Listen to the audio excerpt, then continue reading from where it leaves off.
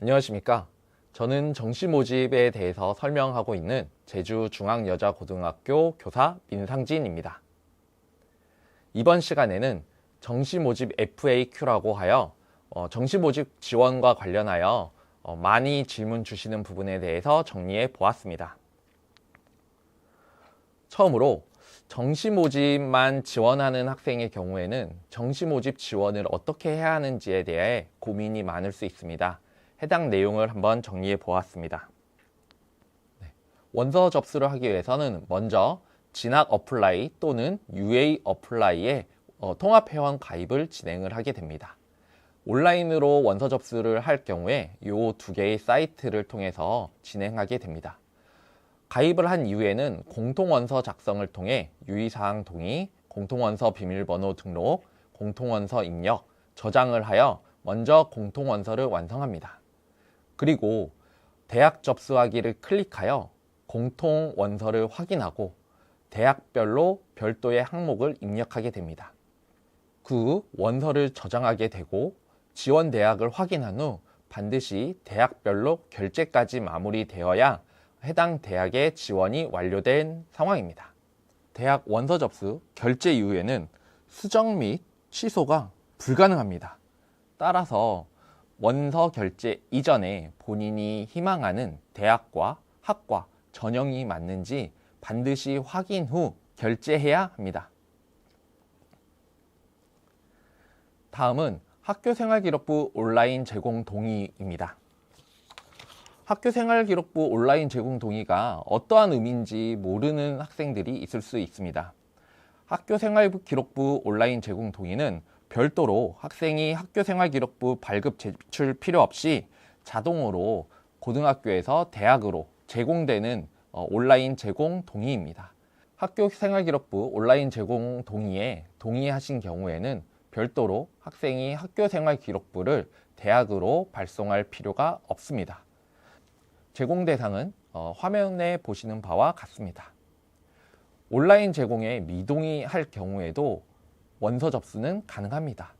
해당 학생의 경우에는 필요시 학생이 개별적으로 학교생활기록부를 발급받아 제출해야 합니다.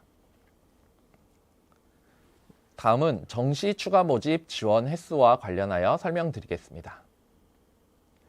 많이 아시다시피 정시 모집은 군별 1회씩 최대 3회 지원 가능합니다.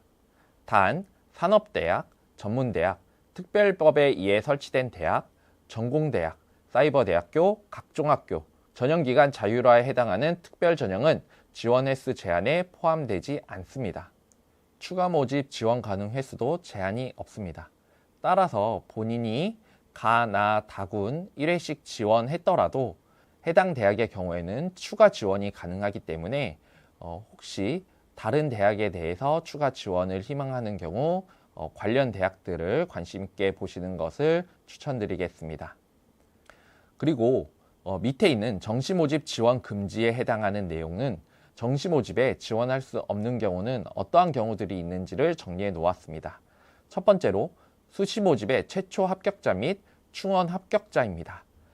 학교에 등록했는지 여부와 관계없이 합격 사례가 있는 경우 지원이 불가능합니다. 두 번째로는 전문대학과 산업대학의 합격 시에 지원이 불가합니다. 마찬가지로 수시 모집에서의 합격을 이야기합니다.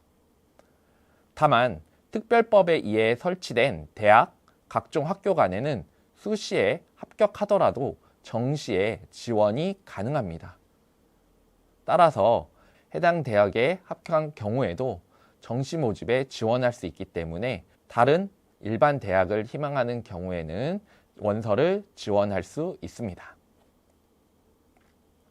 다음으로는 추가 모집에 지원 가능한 경우를 정리해 보았습니다.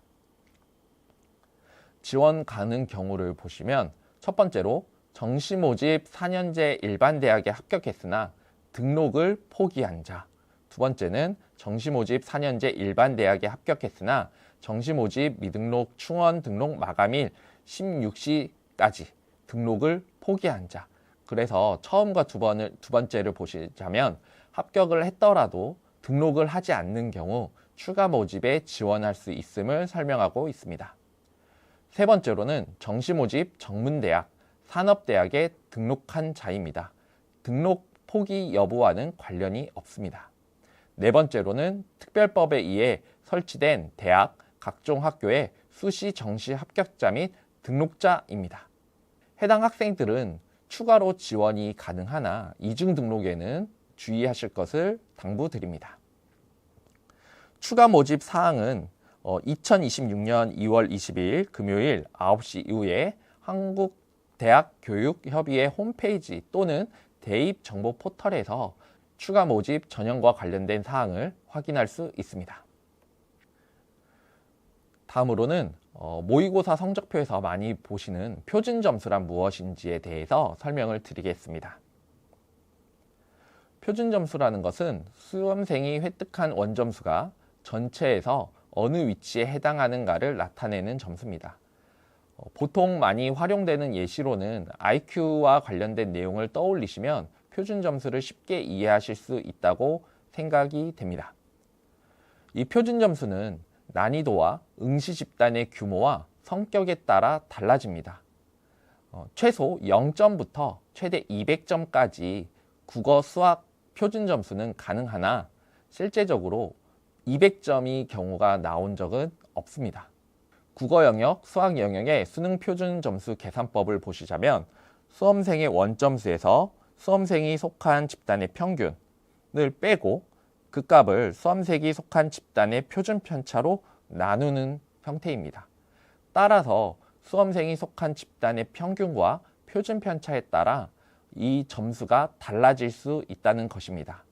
그래서 어느 때는 수학의 만점자가 150점의 표준 점수를 받기도 하지만 수능이 쉬웠다는 경우에는 이 표준 점수가 130점대까지 내려가기도 하는 변화를 보이는 이유입니다. 탐구 영역의 경우에는 국어, 수학과는 다르게 두 과목을 보고 있기 때문에 수학, 국어에서는 100점을 기준으로 잡지만 탐구의 경우에는 50점의 기준을 잡고 점수를 산출하게 됩니다. 최근 수능의 경우에도 탐구 영역의 표준 점수가 60점대부터 70점대까지 다양하게 나오는 이유가 이 수험생이 속한 집단의 평균과 표준 편차에 따라 변화되는 부분입니다. 다음은 환산점에 대해서 알아보도록 하겠습니다. 환산점은 많이 들어보시지 못한 분들이 많을 거라고 생각이 듭니다. 하지만 정시 지원에 있어서 환산점은 반드시 알아야 하고 해당 내용을 알고 대학에 지원을 해야만 정확한 지원이 될 수 있습니다. 환산점이라는 것은 대학 자체의 반영 방식을 통해 산출한 전형의 총점입니다. 따라서 대학마다 산출 방식도 다르고 만점 기준도 다르며 반영하는 영역도 전부 다 다르게 됩니다. 입학 사정 판단의 근거로 활용되어 환산점을 기준으로 선발하게 됩니다. 수능 영역별 점수의 단순 합산과는 차이가 있어 원점수가 동일한 학생의 경우에도 대학의 환산점이 달라질 수 있습니다.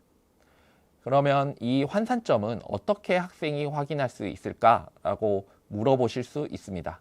해당 환산점은 대학 입학처 홈페이지에서 제공하는 대학도 있으며 대학 어디가 등의 사이트를 통해서도 확인 가능합니다.